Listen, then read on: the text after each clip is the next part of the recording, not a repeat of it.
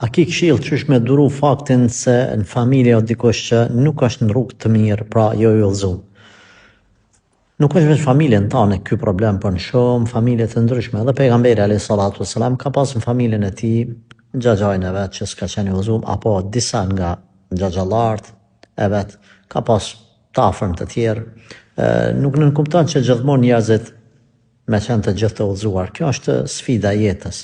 Allahu i lartësuar e sprovon njeriu në forma të ndryshme, dikon pa fëmijë, dikon me smundje, dikush s'ka ratllëk, dikush s'ka të holla, dikush nuk e ka të udhëzuar dikon të familjes, etj. Pra janë të ndryshme, nuk duhet më u habit. Çka themi? Na themi me bë sabër, me bë dua për ta, për çat personin fjalë.